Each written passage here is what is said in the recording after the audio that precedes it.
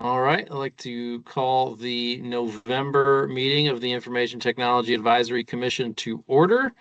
We have a quorum with myself participating virtually from Arlington County for medical reasons with my approval. Jackie, you have my approval for attendance due to medical reasons. Could you tell us where you're participating from? Despite the tree, I am participating from Arlington, my home. Thank you. And Prescott, you also have approval to participate virtually for personal reasons. Can you let us know where you're participating from? Yeah, sure. I'm in San Francisco. Great. And everyone else is there in person in the room. Tracy sent out or do we have any public comment?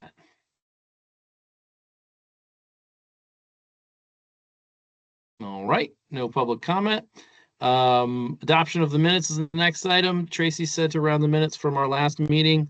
Does anybody have any concerns or edits before I entertain a motion for adoption? All right. Mike, you want to move? Second? I moved that we adopt the minutes. Yeah, we need a second. Second. You have a second from Chris. All right, all in favor? Aye. All opposed? All right, the ayes have it. It was unanimous. Minutes are adopted. Chair's update. Two minor updates. One is that I did not get information to Chris in a timely fashion, so we're going to push the draft of our endorsement of the Small Business Development Center to December. And then I was also had the opportunity to be interviewed by the county auditor, who is doing an audit this year on enterprise IT architecture governance. And I invited him to come and present his report once it is complete and public, which should be sometime the end of this year or the beginning of next year. So those are all the updates I have.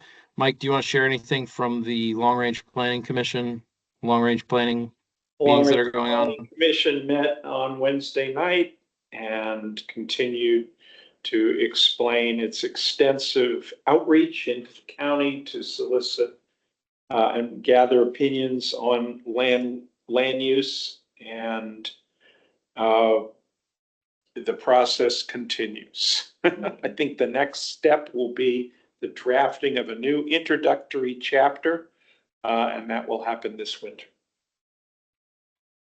Correction, it's the comprehensive plan. Land use is a subset of that. I stand corrected. Thank you, Jackie. All right, now for the major agenda item tonight. Ms. McMahon is here from the Department of Environmental Services to give us an update on the performance parking pilot. Melissa, take it away. All right. I'm poking some buttons here to see if you guys get the right screen. How does that look to everyone? Looks swell. Excellent. Thank you so much for having me here tonight. Melissa McMahon, Parking and Curb Space Manager. I visited with you several times before, giving you updates on this project, and we are very close to the end of the pilot. So this presentation gives you a summary of what we've learned along the way, as well as what our key next steps are, and looking forward to getting your feedback and discussion. So this project timeline kind of shows you how long we've been doing this. We kicked off work with the project team, so our vendor, in the fall of 22, and we really kicked off communication with the public in the spring, early spring of 23, when we started the process of hardware installation through that whole year. And then it wasn't until March of 24 that we received board authorization to begin administrative price adjustments at the meters in accordance with the data we were getting from our information system. And the months go by, and that brings us to this fall, where after we have done about 1.5 years of price changes, 6 quarters, and analyzed the data, we did a fall public outreach push, which I'll talk a little bit more about. And we are now in the winter really communicating about what we learned in public outreach, what we were learning from the data, and what we'd like to do next. So this slide has a lot of information on it, and the text is pretty small, but there's been a lot of outreach in this project, different kinds of engagement with the community, all of which has contributed to our understanding of how folks are receiving this kind of technology, and ways we can make it better. And then just generally an important sense that's worth conveying is this has just not been that much of a big deal in the community compared to other things, based on the level of complaints that we get versus all of the times we've tried to touch people with the information. So we've had 86,000 views of our website, 21,000 QR code scans, hundreds of responses to online feedback forms. We have digital displays out in the field, and I'll talk a little bit more about that in the presentation. We put out hundreds of sidewalk stickers, thousands of meter decals. We even did a small stint of windshield flyering, which we were asked to not continue because they didn't want us to get anyone mad at us for windshield flyering, but we were really just trying to reach people where they're parking, because it's not the same as getting people to come out to an open house. So we were out there, we did 3,600 intercepts with parkers at locations on the street, asking them if they were familiar with the project and if they knew that there were different prices on the street. We did our door-to-door business outreach early on as we were installing the technology, so they know what we were about to do on the curbs in front of them, along with progress updates to commissions like yours. We did 4 trainings with the 55+ program, teaching people how to use the technology and what it would be good for and how it might be able to change their decision-making or those of their friends or family. I talked last time I visited with you all about our Code the Curb hack event, which we held with a bunch of hobbyists, essentially, to learn how they would use our open data. And we did this this fall in our big engagement push of the fall in September, hold an author talk. And that author talk on the book Paved Paradise, How Parking Explains the World by Henry Grabar, attracted over 100 in-person participants. And we had, I think, 100 more or so online viewers because it was live streamed on the Arlington TV. So we've really attempted to be out there so people know what we're doing, because what we are doing is using occupancy information to change the price on the street. So this is just a quick snapshot of the types of online tools that we have. We have a lot of information on our website. We have an app that we've been working with the vendor to continue to improve systematically. The last time that I was here with you all, you recommended that we try really hard to get garage information on the app, because the garage data is complementary to the street asset. Sometimes people would just take the garage option if they knew there was one nearby. So this screenshot's just showing you we've started to do that. Those gray P's on that middle screenshot are actually off-street parking assets, and you can click on those and you can see the rough magnitude of the asset and its hours of operation, the basic posted information. It's not live occupancy, but we did begin to influence the app in some of these ways. And there's a newer version even yet we're expecting to have out soon, which does a better job of conveying price at the same view level.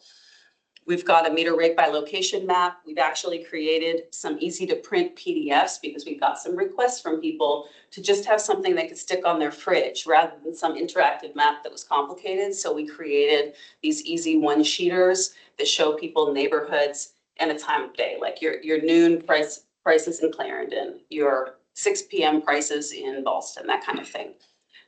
So those are available on our website now too.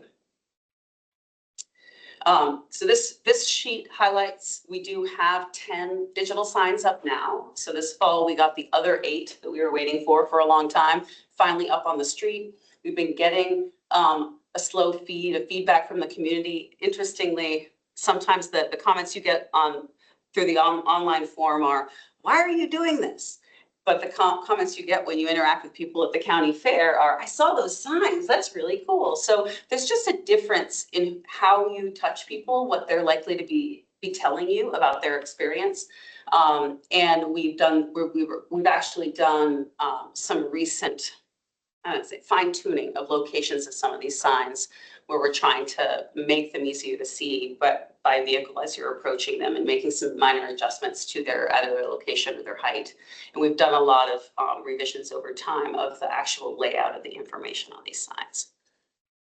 And so the next set of slides is really, what are we hearing from the data? What are we getting out of the data that we see? Many parking spaces on the curb are much more valuable than we thought they would be. And we say that because people keep paying even very high prices in some of the locations and times where the prices are high. And we'll see a little bit more of that in a sec. There is growing awareness. We see this through our various sources of feedback from the community, growing awareness that the pilot exists, that these prices are different on the street, that we have different kinds of tools. But it's been very slow. Over a year and a half of price changes, we were only seeing the awareness of the project growing in like that last quarter of activity. And all that means is that people were parking like normal and paying and willing to pay the price at the meter, but not necessarily knowing that around the block there's a cheaper space and one that's less occupied. So it's really better for them to be parking there.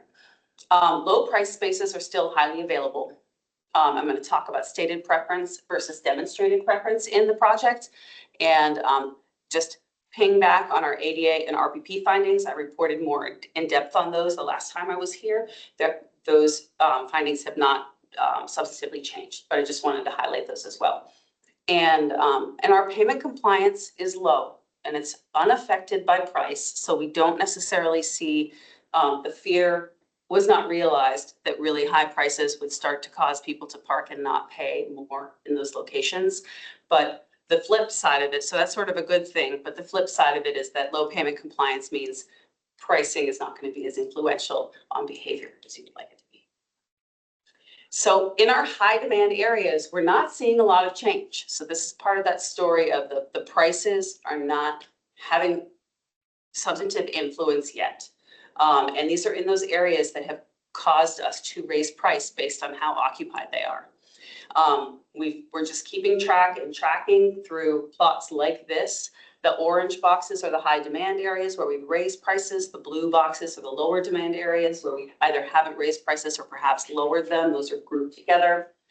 And we're really just seeing very minor shift down in that high demand box and in its averages.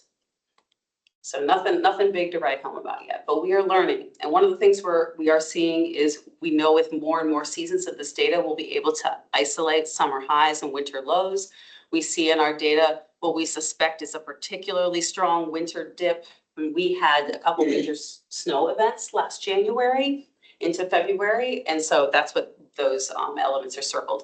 And seasonality matters when you're looking at big amounts of activity like this, because we want to make sure that we can control for seasonality when we look at whether our prices are influencing demand. Dwell times seem to be lower in higher priced areas, but we'll just say now it's not necessarily because of price, but it makes a bit of sense that people would be spending less time either because prices are higher or because the high priced areas are already busy areas with other kinds of activity that would cause there to be higher turnover. So you can see now on this graphic that we have prices ranging from 75 cents an hour on the low side all the way up to $4.75 an hour on the side. And that's by time of day. So where it's $4.75 an hour, it's not all day prices, but that's peak time price. We also found it was important to notice we've been doing these price adjustments based strictly on demand data, but we wanted to map that and see what that meant for accessibility to lower cost blocks at this point in time. And what we're seeing is 85% of the blocks in the neighborhoods that we're making these adjustments are still walkable within a 5-minute walk to spots that are under $2 or less an hour all day long, all the time. So all those yellow blocks, they don't have variable pricing. They're just always cheap.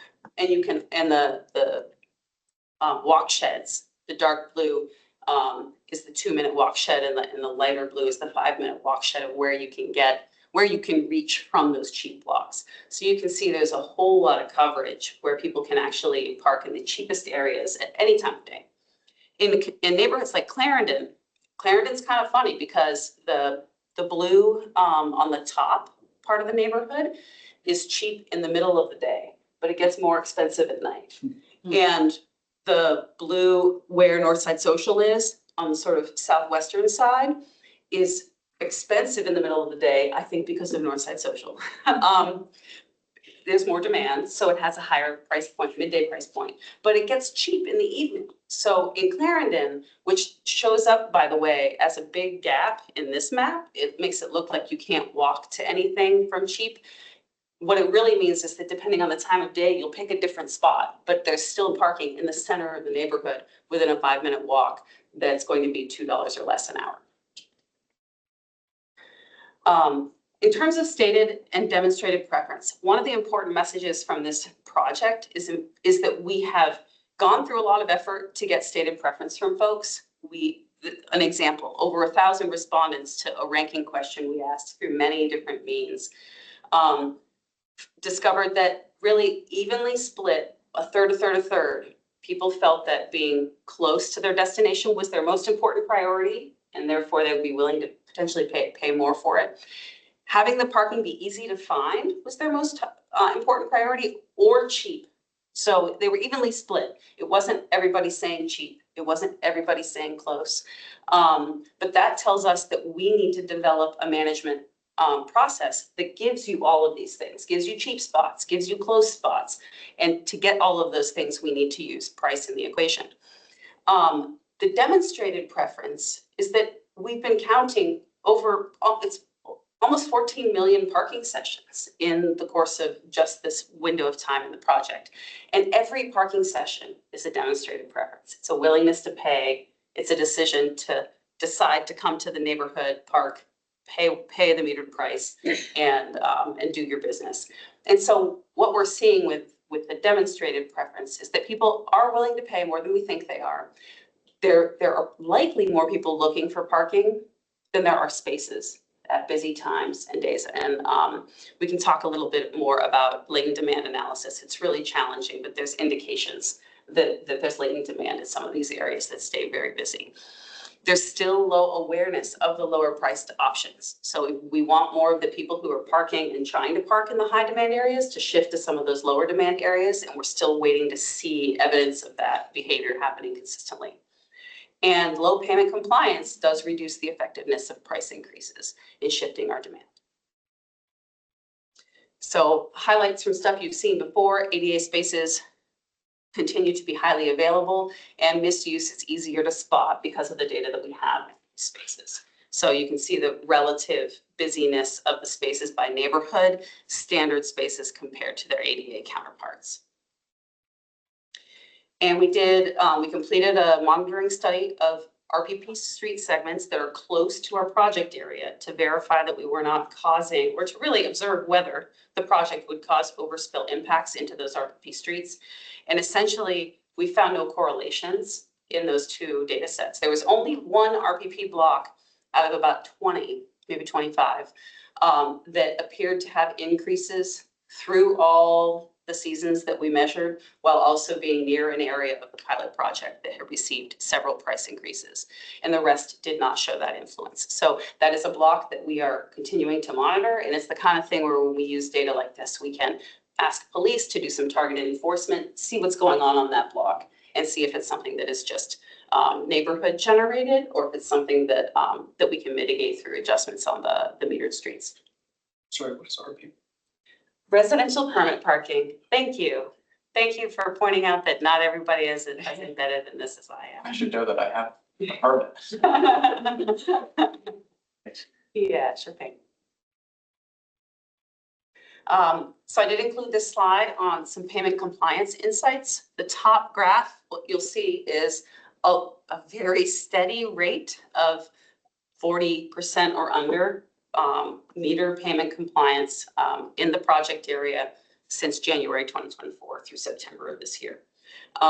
We seem to see in this fall, like we're really talking about just the trend from June through September, a lift, and we're curious if it will continue to lift. We know that police have recruited, they've upstaffed, they're doing training. We're hoping that there's more sort of boots on the ground, but by and large, payment compliance is low, and that can have an influence on a project like this. We also looked at whether the meter rates, again, were related to compliance. And what you see is that average compliance bar, and you see individual compliance calculations for each price point of our meters. And generally, we see higher compliance, the higher the prices are, just slightly. And we don't think that that's related to prices being higher. We think it's more likely to be related to how visible those spaces are. They're in parts of town with a lot of activity that might be more on the regular path of enforcement. So people might have a sense that they should be paying more. And Melissa, have you quantified the lost revenue? Of our, like how much would we make if yes. Yes, I've actually had to run that number, but I didn't write it down for tonight. Like a number, essentially what you're looking at is, like if you had an imaginary 100% compliance, we could double the meter revenue, just as like the super rough version. But we have run a number for every 1% increase in meter compliance, what additional revenue could we see per year? And I want to say it's on the order of couple $100,000 a year for every % increase, because it's a substantive source of revenue. Yeah. Yeah. Cool. Thanks. Yeah. And I also want to say that I caveat this when I talk to others about revenue impacts, that if we are achieving more meter compliance through perhaps better enforcement, we would hope to also see people shift their parking choice to a location that's cheaper, which means they might be paying, but they've chosen to pay a cheaper rate. So they're not paying the same amount. We've displaced one amount and gotten another amount. So it's not perfect like for like, but it would still be a better outcome for sure. And then that last chart there was average payment compliance by dwell time. And this is one that may seem intuitive, but what we're seeing is that the shorter the stay of the car, less than 15-minute stays, half an hour stays, we're seeing the lowest rates of payment compliance. People are picking up a coffee or something and they're like, well, I'm not going to get caught. I'm not going to pay. The best payment compliance we see are in that 2-hour stay window, traditional lunchtime trip type of thing. And then it drops again on the really long stays. And we can hypothesize a number of reasons why that would be the case. So this is pretty intuitive, but we've got the data to back it up, and it helps us sort of understand what might be the best targets for influence and what kind of payback those targets could offer. So our next steps, the key next activity that we're undertaking is we're taking, come end of February, our temporary ordinance that authorizes us to do performance-based meter rate changes will expire. And so we are returning to the board in December with a request to advertise, and in January with an action item for them to consider amendments to the way, amendments to the code pertaining to the way our meter zones are managed. And the main purpose of the ordinance change that we're proposing in this package is to continue our performance-based management of spaces. So we don't want to revert back to every space that's 2 hours is 175 and every space that's 4 hours is 150. We want to be able to continue to measure performance, use price as one of several tools to influence performance, and continue to monitor and adjust over time. And that's also so that we know some people are concerned about prices just going up and not going down, but one of the objectives of achieving better performance is that we might be able to find a happy medium place at a more reasonable price point, but we haven't yet seen the price sensitivity in some of these areas to warrant that. So the proposed ordinance text that we're bringing forward maintains all the same functionality we've been using for the last 1.5 years. The only changes are that it will remove the sunset date, It will remove the geographic restriction to our pilot area and allow us to implement this in other parts of town, assuming we have the infrastructure installed. And it will remove reference to a maximum frequency of rate changes. And that's primarily to simplify the text because we don't anticipate changing price with any high frequency, 6 months to a year we were doing quarterly intervals, but even that will be too frequent. It's more so that we have the ability to make other strategic adjustments based on maybe redesigning our priced areas. And so we have to make other kinds of adjustments to make the actual price matrix more sensible to the community. So it's just to loosen that up a little bit. But the reality is that frequent rate changes won't be necessary. And they all run through the manager in our code anyway. And then lastly, perhaps most controversially, is that we are recommending that we increase the maximum possible rate per hour from $5 an hour, which is how it stands in the code today, to $7 an hour. And I get looks when I talk about that. And that's primarily because we already have gotten feedback from community members that they don't like $4.75 an hour. And believe me, I don't like to pay $4.75 an hour. That's the highest we have on the street today for peak hour periods in certain parts of town. I think that rate touches 2% of the spaces at some time of the day. But the issue is that we still aren't seeing major behavior change with $4.75 an hour. And so if we can't lift it up past $5 an hour, then we might be leaving something on the table in terms of a mechanism that we want to use as we move forward. If we were going based strictly on the data, we would want to leave ourselves more room to raise rates to see if we can find a point at which people are actually willing to change their behavior. Are you looking for, you say behavior change, Mm-hmm. are you looking for increased compliance, or are you looking for people to find cheaper spaces? Find cheaper spaces. Yes, we would like the people in the little block around Ballston that's $4.75 an hour to try parking in the Ballston garage for $1 for 3 hours, which is like a block away, or even in some other nearby spots. There are, in each instance, and kind of referring back to that walk shed map that I shared, there are cheaper options, not the cheapest options, but even just like $2 cheaper options per hour within a block of most of these areas that are very expensive. It's just a matter of getting people that next step of awareness. And we know that that's taken time thus far, and we know we've seen demonstrated growth in awareness. So we also think we need more time. We need to just let it continue to percolate out into the community. Oh, Jacqueline, I see your hands up. Yeah, I'm not exactly sure if you have the answer, so I'm not sure if I'm phrasing it right. But is there any way to look at? I guess it would have to be community feedback. The differences in the distances that people are coming to get there.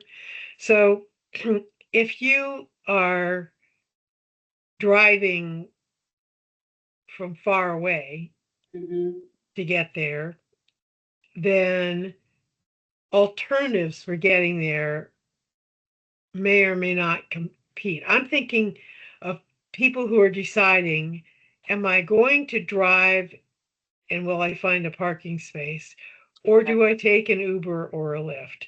Because that's the decision I'm making frequently, and I hear other people making similar things. It's like, okay, it's a $10 Uber ride.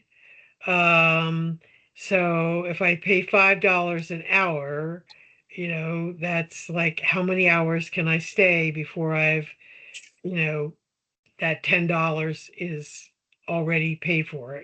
Now, obviously, if it's 10 there and 10 back, you're really talking 20. But and that also to me applies to if there's a garage nearby.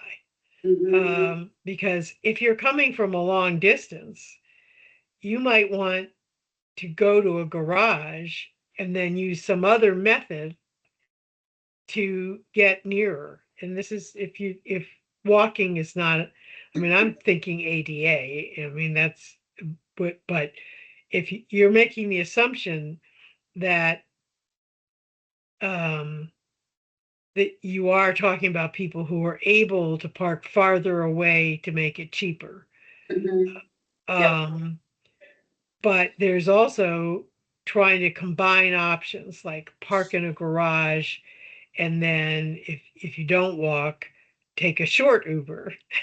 So you're talking about cheap garage, short Uber. Together, you end up, together is that cheaper than some other method? Yeah, this is a terrific line of questioning, and it's definitely a piece of things that we have talked about. We do not, through the project, have any direct data about parkers and where they live and where they're coming from. Our colleagues who are executing VDOT system optimization project, which is kind of like an evaluation. It was a as we went along evaluation of the project, and their final report will be posted to our project site and made available as soon as it's ready. It's not ready yet, but that project team, through a particular mechanism connecting with Park Mobile, seem to have access to more information about drivers and their where they live versus where they were coming, and then like also frequency of parking in certain areas. They were able to assess information based on the parker, a sort of, I don't know, anonymous parker ID kind of thing that we don't have access to through the base project. And my hope would be in the future we could use information more of that nature to understand better, not just like, does the distance they're traveling matter, but we also know that repeat parkers might be easier to reach with messaging and with tools, because if they're going to park in a neighborhood often, they could be a target for downloading the app or for getting that printout posted up on their refrigerator or something. What I was actually thinking of is, and it might be that a survey at the destination from that the retailers would provide would be the way to do it, because there are many places where the issue is, from a retail point of view, can their clients get there easily, and how far they're coming, and whether they're parking there for a longer period of time and, buying stuff and going to lunch like you would do at a mall or a place with a garage. Those combinations are most important from the retail business's point of view. On, are the options structured in such a way that their customers have found out what the best way for them to be able to shop there. Yeah, it was an instinct we had at the beginning of the project. It drove us to do the door-to-door outreach, not literally knocking on retailers' doors, going in, giving the staff and the supervisors the brochures about the project, talking to them about the project, because we've been trying throughout, and much of that that list of door-to-door knocking generated an email list of 150 email addresses of businesses, the business contacts directly. And we emailed them every time we did a price change with the full price change packet.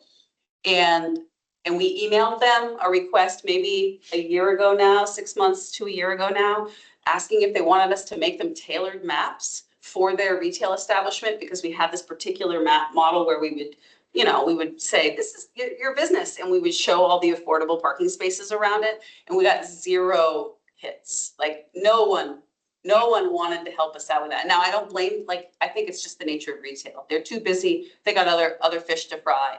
But we have given them a lot of avenues, including presentations that I do to the Chamber of Commerce, to give us feedback about, if they're getting negative feedback from their customers, that they can feed it back through to us. Because if we start to see an indication that something is going awry with customer behavior or satisfaction, and it's driven by our project, we would want to course correct in some way. I was just thinking a sign that said your parking satisfaction, and a URL so the customers could tell you whether they were satisfied with the parking Yep. options for that location.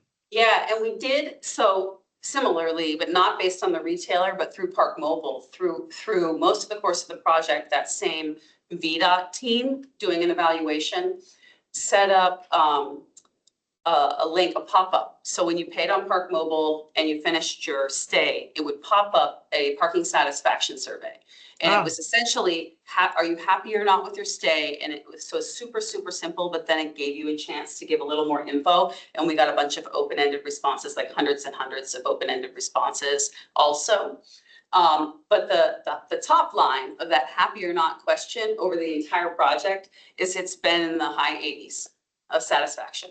It hasn't really changed. People are very satisfied with their parking experience, but there are individual comments that are like, are you guys crazy for charging me? You know, so, but that was the most direct we could touch in terms of a happy or not sort of satisfaction question to a parker parking in our project area. So that is a piece. Again, we didn't directly collect it. This third party group did, but it is a piece of the data that will come through that. Thank you. Thank you. Yeah.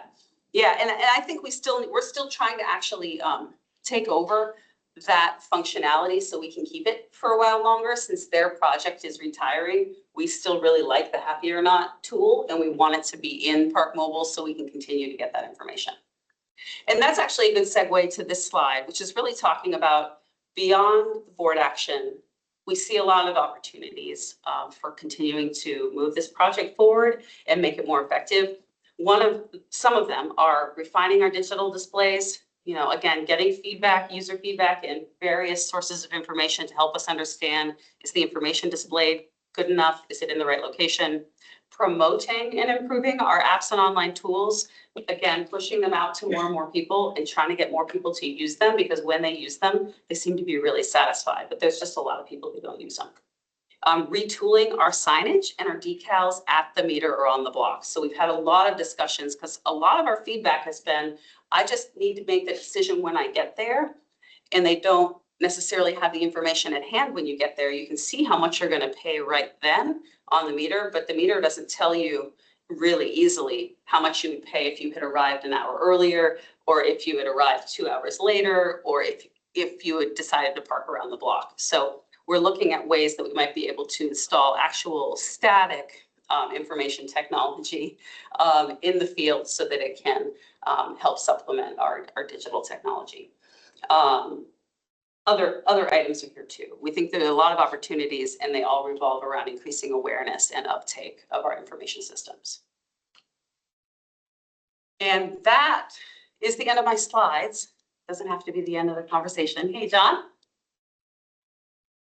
Hey, back to the ordinance. I can't remember, but is there a requirement in the ordinance for public notification? I think one of the pieces of value of the current setup where it has to go through, or the frequency changes, is that people know that it's not going to change very frequently. Whereas if you remove that, then I think some sort of notice requirement would be appropriate. That's a great question. In the language that we have today, there is no noticing requirement in the code, but I can say that we would use all of the same established principles we've used to date. And I would believe the manager would expect us to have a communication process for any updates that we would make. They would just be less frequent. So it would also give us a little bit more time to communicate about it might be the reasoning behind an update, if it's just a strict price based on demand update, or if it's some other kind of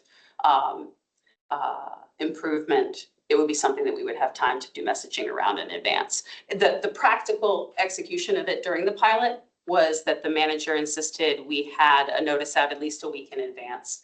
And that notice went out to it went on our website, it went out to all of our stakeholder email list and that kind of thing. So we would be working on improving it in that way.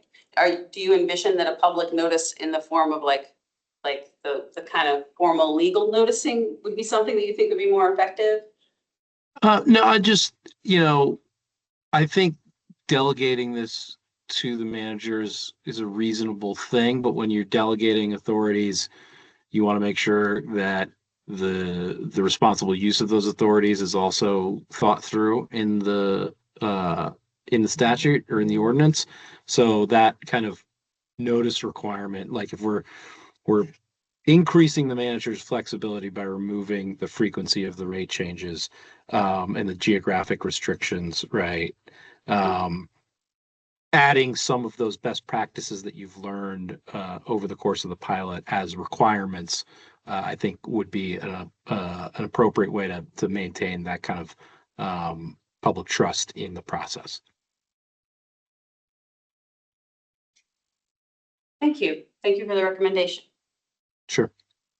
I did want to talk about the pricing piece of it. I think the insight that you've had around compliance and lack of compliance impacting the kind of ability of prices to influence behavior is really spot on target. I'm wondering, you had compliance by dwell time and then also compliance by price point. Do you have, like, I'm sure you have the data, but I would be interested in seeing those aspects combined, price point and dwell time.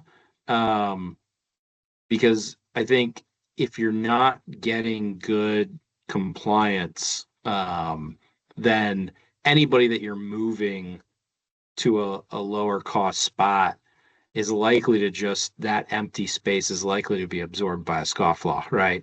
And so we're not like accomplishing the objective that we're trying to go for. So I'd be curious as to compliance by dwell time, and also whether or not we think targeting a compliance performance metric would be a good thing or a meaningful thing from a performance management standpoint. I think the concern over the price cap is like, oh well, you're gonna raise it, and then I'm gonna pay because I pay my parking fees, but it's still gonna be difficult to find a space there because Joe Schmo who's not gonna pay is just gonna take the space anyways, regardless of the price.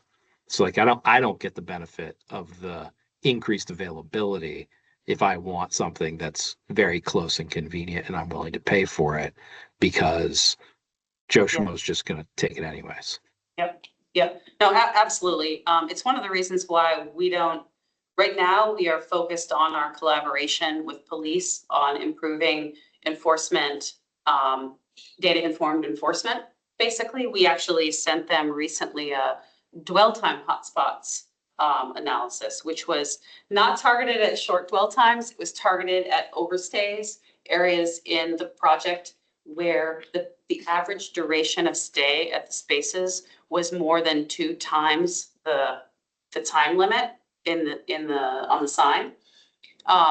Because we can give them that kind of geographic information to help them identify where they might be able to start shifting the needle in terms of behavior. And so this collaboration is important. We find it very important. And I think countywide, if you asked any stakeholders, the shifting the needle on compliance is important for the other stuff to continue to happen. So we don't have intention to change the rates until we have a strategy for changing compliance. So establishing that the code will let us do performance-based management is a foundation, but it's not because we're going to get out the gate and do more price increases, because right now we think what we need to start changing are the data outcomes is a change in these numbers. Yeah, I think factoring in that kind of compliance overall revenue question, right? Because if we get compliance up, you could potentially lower prices, get the same amount of revenue, and also influence behavior more effectively. Yep. So I think that's a key, that revenue aspect of it and the compliance aspect of it, I think is absolutely key going forward. And then the last thought I had was, have you looked at for the under 15-minute, the pop in, get a cup of coffee thing? I know I've seen more of the 15-minute only spaces around that don't require payment at all, especially for all of the delivery drivers, right, and retail areas. Have you looked at the data to think about maybe adding more of those types of spaces, or changing kind of how this data is going to impact the change of the overall management of the curb? The short answer is yes. We have a very small 15-minute analysis right now because we happen to have some sensors in spaces that turned into 15-minute spaces over the course of the project. So we're doing a bit of a micro analysis of the before after of changing the signage. And the top line of that is there is some indication that simply changing the signage reduces the duration of stay. That's actually a really good thing because we didn't have any confidence that that was the case before. And we need more data to really follow that up and sort of prove it's true. We also need a little more flexibility. This pilot was designed to put sensors in metered spaces. And unless we start metering 15-minute spaces, which we're not doing yet, we couldn't use the pilot to put sensors in 15-minute spaces that were unmetered. So there's a bit of a transition that will happen as we exit the pilot stage and we start to think about what is the next important step in the project for using the technology.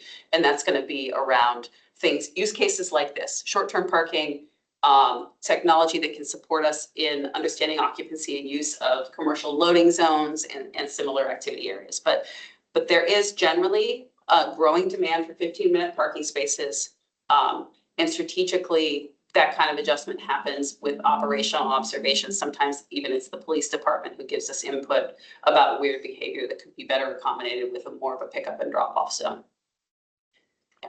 So now we can merge those data sets, the hard data, so to speak, and the ACPD and other anecdotal data. Holly, did you? I got a couple other things, but I'll let you guys in the room get into it.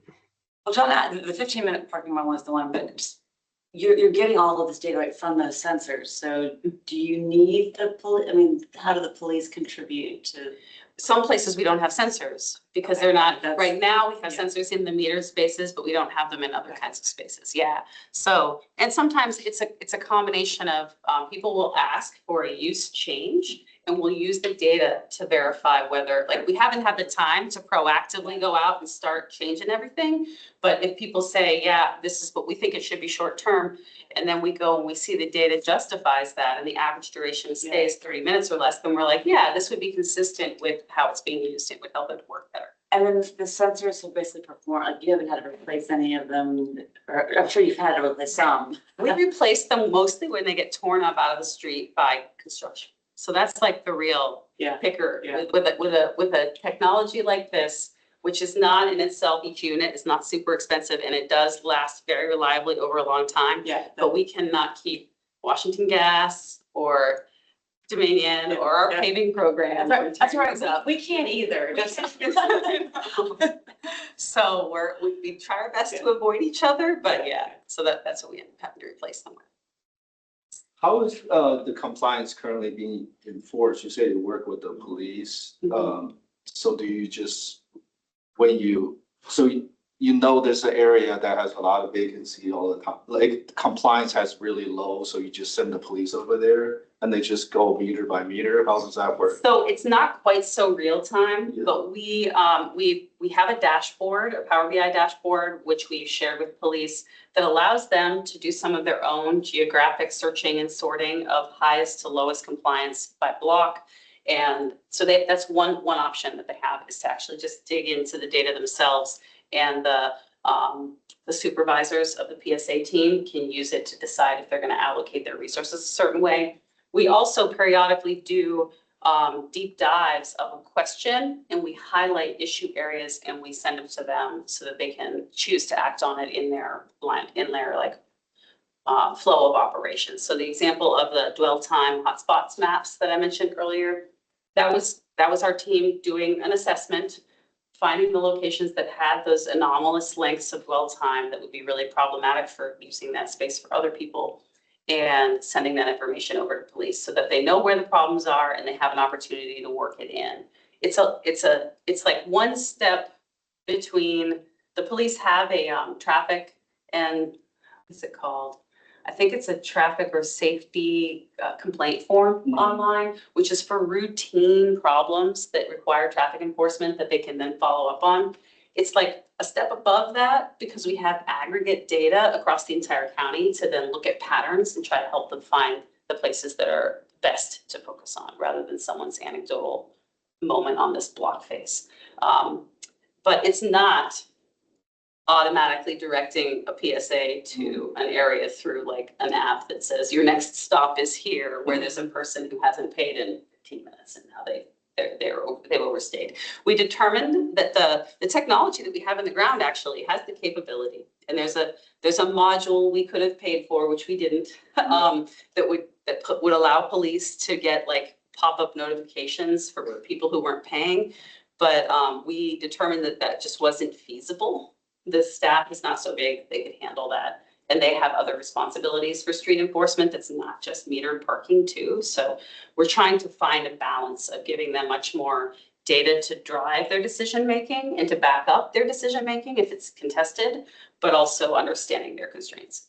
So do they have their own Park Mobile app type of thing where they can see who paid and? Yes. Okay. Yeah. And so if they have if you do pay for that version, I don't know how much more that is, they can see like a group of area where there's a whole bunch of not paid parking. They can just send one person head up that whole area where it's all red. And that might be, like you say, they don't have a large staff. Right. But if they can just look at that thing that they see a whole area of people not paid, then that's work to go in there and send them all a ticket. Yeah, that could be a future evolution of this for sure. Yeah.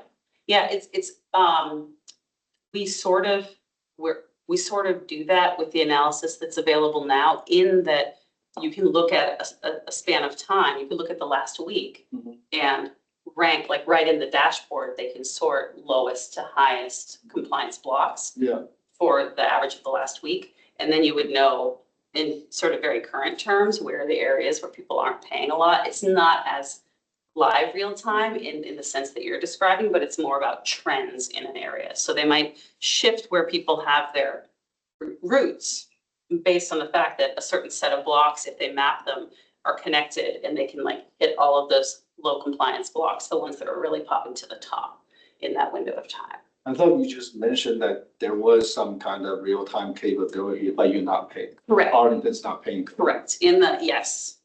So if we activate that, would that be expensive? I don't know. Yeah. Who's paying for that? Who would pay for that? Who's Arlington can.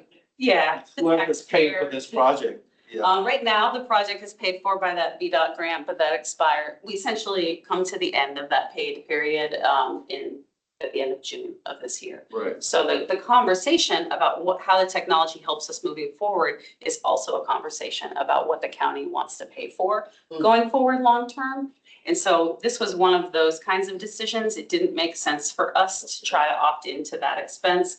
And there are other opportunities that we're working on with the police department for including technology that will enhance our ability to do better enforcement as a community. But that particular tool was a little bit too intense. I think they weren't quite ready to. I'm thinking if you go over there, police like hit up, 100 parking spots that's not compliant. You bring that compliance from 50 to, whatever, the other 50 will be covered by fines. And that fine will be automatically paying for whatever this feature is. Yeah, I haven't run those numbers yet. Yeah. It's the fines is it's $50 per pop at least, right? I would think. And then you get the police over there, hit up 50 parking spots. That's a lot. That's a lot per day. Yep. That's money in the bank. I was just gonna ask if there's been any thoughts where there's future plans to deploy additional tech assets to either help facilitate compliance or to compel compliance. So two examples that immediately come to mind for me. There are certain garages in DC, and it might be in Boston, but if you make a parking account, they're using LPRs, license plate readers, where you don't have to go to any meter, you don't have to do anything. You pull in, if you're hooked up in the account, the times how long you're in there, you pull out, your card's charged. So it's automatic compliance as long as you're using it.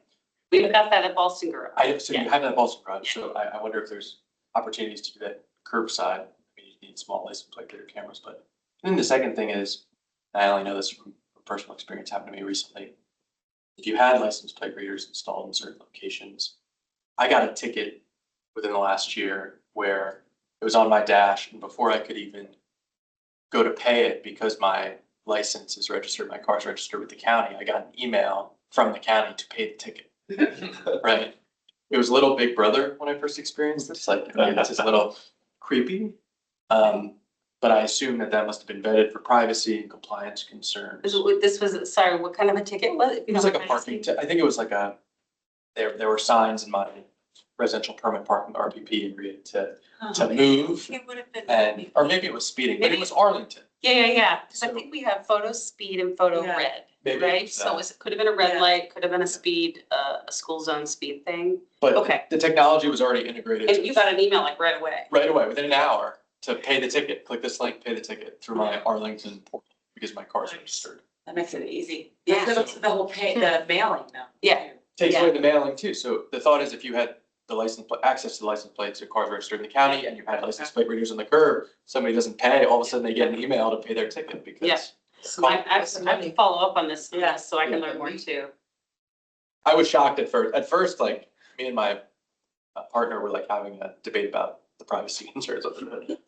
I assume it's embedded in some capacity. If they're doing it that way. Were you driving through like a gate into a parking lot? Is that when your license plate was captured or? So that's separate, like than this issue with the ticket. This issue with the ticket was speeding or something. Yeah, it has to be the red, I mean, if you think, that's the only way they're gonna connect with you, right, is I'm that. just wondering if It's they the have an license plate. email. It was just one. I'm gonna learn more about Pay this. part-time. So to quickly answer your question, yes, so we're definitely looking at new complementary technology options. Police we are working on a procurement that will allow us to take the next step in transitioning the enforcement technology that police have to one that can use LPRs in their vehicles, PSA vehicles, potentially other county vehicles to do license plate scanning along our curbs and enforce things such as our metered parking areas, such as our residential permit parking areas using LPR technology. So that would speed things up a lot. It would allow them to go through a neighborhood that's constantly underpaying and just drive by Yeah. and do a lot more. Because right now it's much more manual and they have to stop and put tickets on dashboards and stuff. So we're working through a process to be able to enable that technology to help us. Another branch is that we know we've got double parking and bike lanes. And some of what you're describing, the camera technology that we can use well in a garage, doesn't translate great to the street, but there are places we might be testing it out.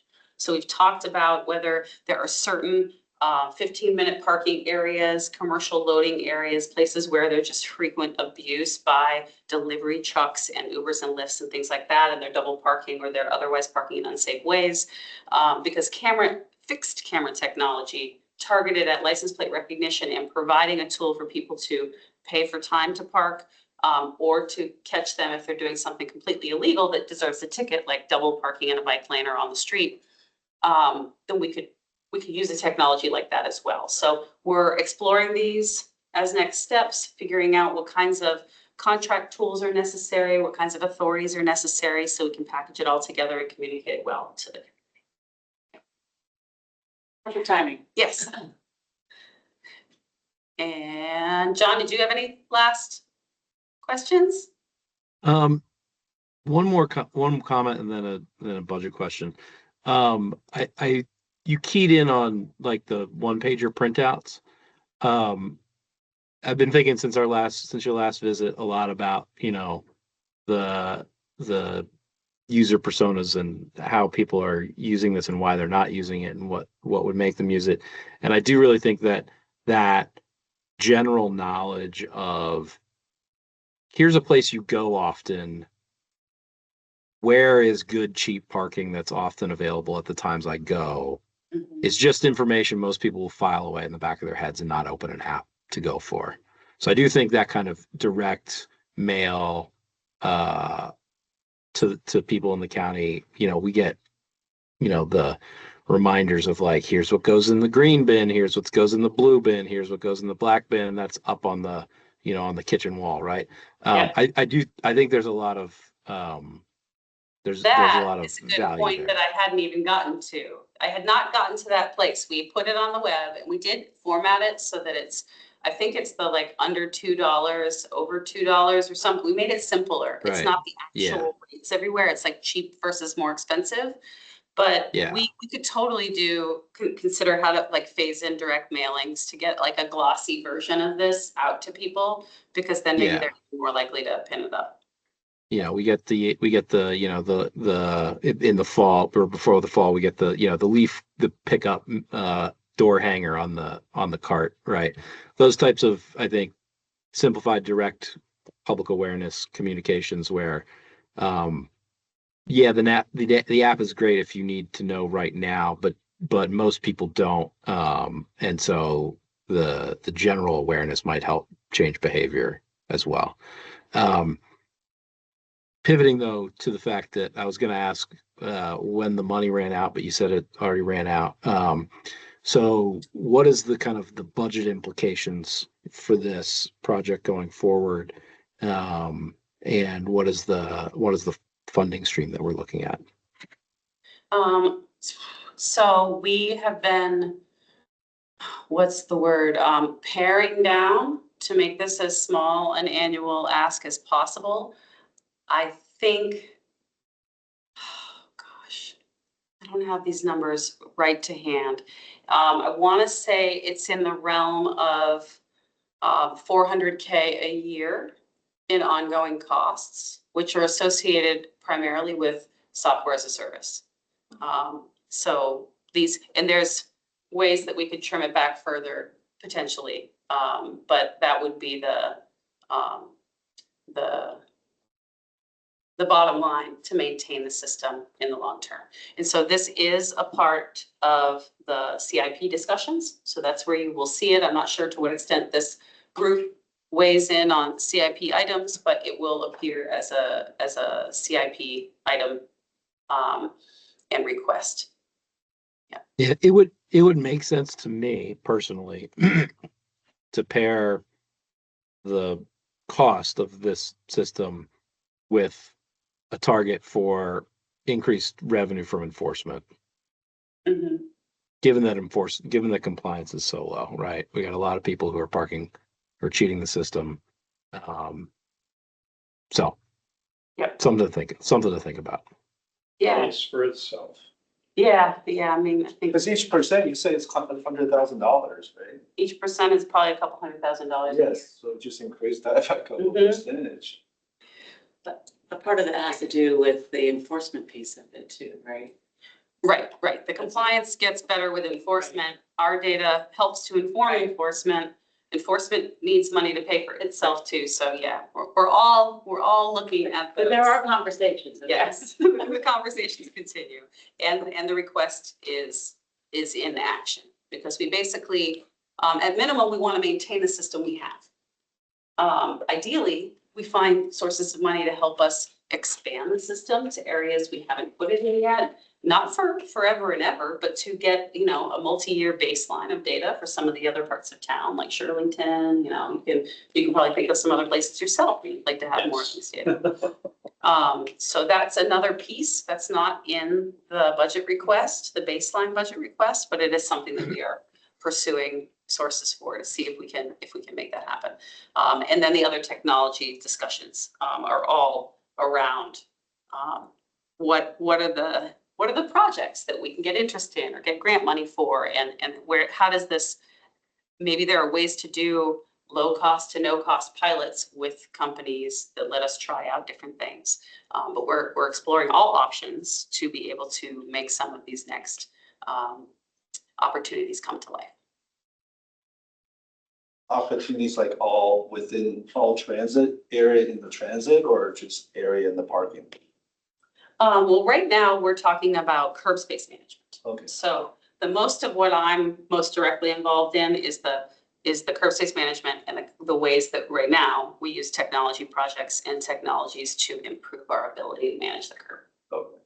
So I was thinking it's like if we can like make using bus more efficiently, like I know there's a WMATA, you can plan the trip and then you can do buses, but if you can have some kind of like maybe Uber kind of app for buses, like you can see what's the nearest bus stop next to me and be able to hop on a bus really quickly, that would be really cool.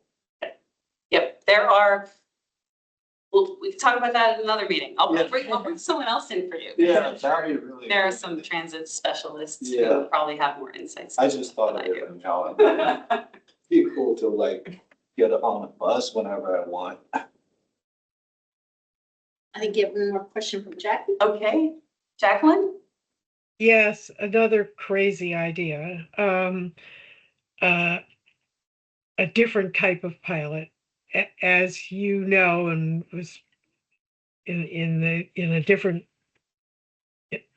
set of issues. There are lots of issues about people being able to find nighttime parking in multifamily buildings, and that we're building more of. And there's a lot of debate about what the parking ratio should be and how much space there is for neighborhood parking that can be factored into rather than garages into the site plan parking ratio.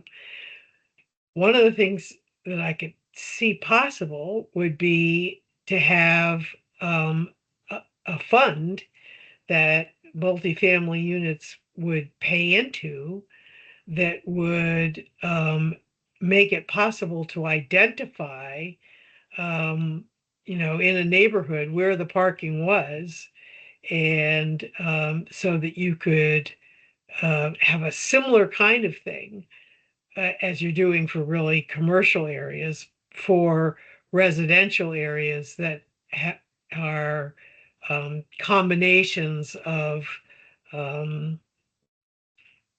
multi-story and lower story. I mean, I'm thinking of Terwilliger, for example. It's like that some of this data, if you had it regularly for the area all around the Terwilliger, where there's all kinds of continuing battles over where are people in low-income housing supposed to park if they actually do have cars, that this would be able to help you find out the answer to that question, but also help identify for people where there is parking that's available so that people are not fighting over particular spaces. It would be a different type of pilot. Yeah.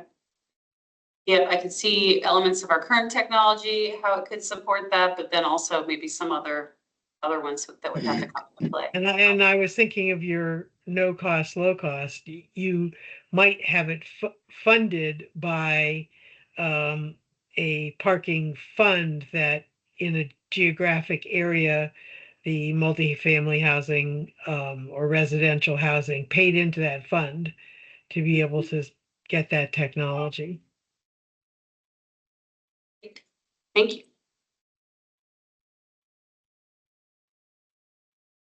Right, Melissa, thank you very much for coming in so often. We're gonna miss you. Please keep I'm keep sure I'll coming be back. Just wait till the next pilot. I'm kidding. Please keep coming back. Sort of kidding.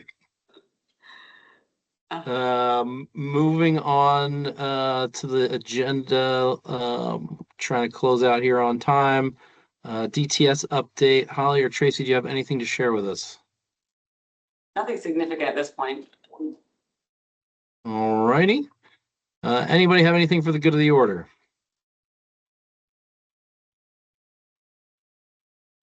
Just a reminder that December is all virtual on the 19th.